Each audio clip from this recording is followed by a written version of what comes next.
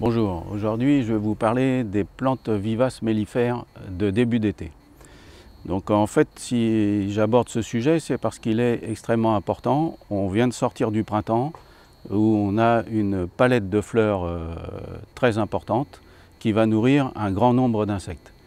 Et souvent on se rend compte qu'à partir du début de l'été jusqu'à l'automne, on est souvent en déficit de plantes mellifères. Donc c'est à nous de compléter au jardin dans nos plates-bandes pour pouvoir pallier et donc fixer les insectes chez nous. Puisqu'il faut bien savoir que pour installer un écosystème dans son jardin, c'est par la diversité végétale qu'on va y arriver.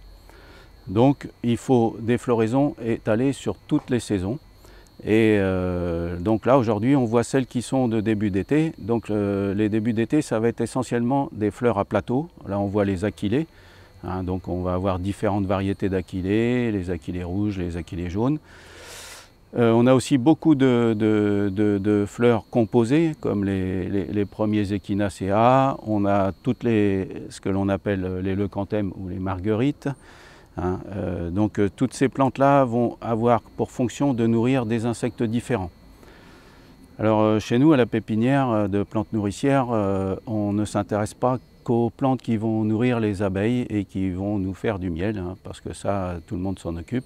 Généralement, on n'a pas trop de soucis. On va surtout s'intéresser à toutes les plantes qui vont nourrir d'autres insectes et tous les insectes qui peuvent avoir un intérêt de butinage, puisqu'en fait, c'est par le butinage que les plantes vont être fécondées.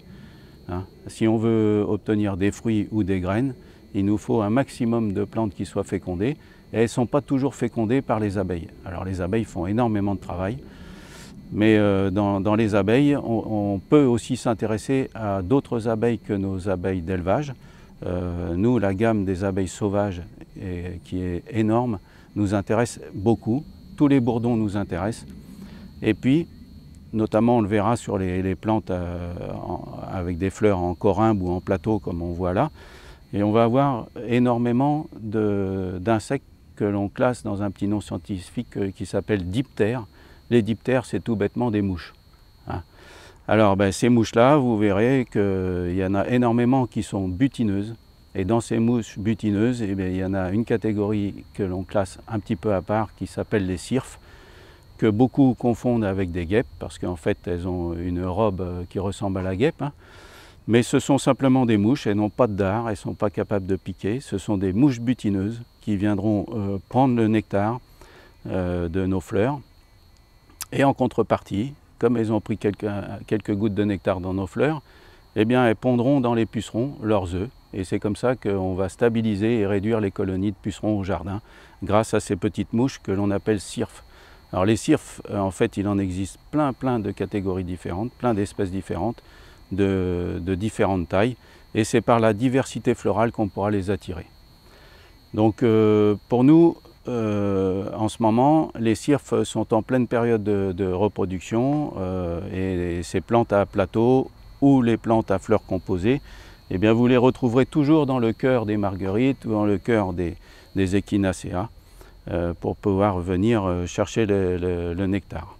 Là, on est sur une partie de plantes vivaces mellifères avec des fleurs différentes de ce qu'on a vu tout à l'heure. Ça va être des fleurs qui vont être soit en épi avec les véroniques, soit légèrement tubulaires avec les nepeta, et soit là les echinacea qui commencent leur floraison, qui sont composées aussi.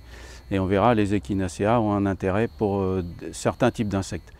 Alors, pourquoi c'est important de changer de type de fleurs? On l'a vu tout à l'heure, puisque en fait, chaque type de fleur a ses propres insectes qui vont venir soit prendre les pollens, soit prendre les nectars ou les mielas. Et donc, c'est par cette diversité florale que l'on va pouvoir établir les écosystèmes dans nos jardins. Donc les fleurs à épis comme les véroniques, là vous avez plusieurs véroniques, celle-ci c'est la Ulster Dwarf Blue, vous avez la Blue Indigo là-bas, vous avez la blanche ici qui s'appelle Charlotte, vous avez même les Veronicastrum qui commencent tout juste là, donc ce sont des épis qui sont très gracieux, très fins, et vous pouvez voir en vous approchant que tous ces épis-là sont visités par des insectes qui vont être plus classé dans les butineurs type bourdon, abeilles, donc abeilles domestiques, abeilles sauvages. Et vous aurez moins de mouches type diptère et cirphe comme sur les fleurs à plateau que l'on a vu tout à l'heure. Donc pour le coup, l'effet sera là. On pourra, grâce à ces plantes vivaces mellifères, avoir un effet décoratif différent et aussi nourrir des insectes différents. Dans les plantes qui vont être plus tubulaires comme les Nepeta, eh bien là aussi on retrouvera, comme pour les Echinacea, on retrouvera tous les butineurs type bourdon, abeilles sauvages, les cirphes, mais là, ce qu'on pourra aussi y retrouver, ce sont les papillons, parce que les papillons qui ont des trompes pour aller chercher le nectar seront souvent intéressés par des plantes qui sont tubulaires, comme celle-ci, ou même certaines salvias que l'on verra tout à l'heure, pour enfoncer leur trompe et aller chercher, pomper le nectar dedans. On retrouvera certains papillons aussi posés sur les Echinacea. Les Echinacea sont des plantes qui sont très importantes parce que la floraison estivale est assez longue et elle va pouvoir nourrir une grande diversité d'insectes différents. Et pour les papillons, on sait qu'au jardin, il n'y en a pas tant que ça, hein. Donc on a les Nepeta, on a beaucoup de sauges, on a les Echinacea, on a les Sedum spectabilis qui pour l'instant ne sont pas en fleurs et que eux arrivent plutôt en fin d'été. Voilà, donc ça va finir la gamme de diversité florale pour la période de début d'été. On va la finir juste avec quelques sauges parce que les sauges c'est quand même très important en termes de nourrissage. Et ensuite, eh bien, une autre fois, on présentera celle des floraisons de fin d'été. Oui, donc alors je voulais vous présenter quelques sauges de début d'été parce qu'en fait, ces sauges-là ont un fort pouvoir nourricier. Alors là, c'est la Salvia amistad, qui est une grande sauge à très longue floraison, puisque là, on est en début d'été et c'est les gelées qui l'arrêteront. Donc quelquefois, en novembre ou décembre, on a encore des fleurs qui pourront justement nourrir les derniers insectes avant leur mise en repos. Donc c'est dans la gamme des fleurs à tubes, hein, donc comme on le voyait avec le Nepeta tout à l'heure, le gros avantage c'est que certains insectes butinaires vont pouvoir rentrer carrément dedans dans le tube, hein, pour ceux dont leur corpulence n'est pas trop importante. Ils pénètrent jusqu'au fond, ils vont récolter le nectar.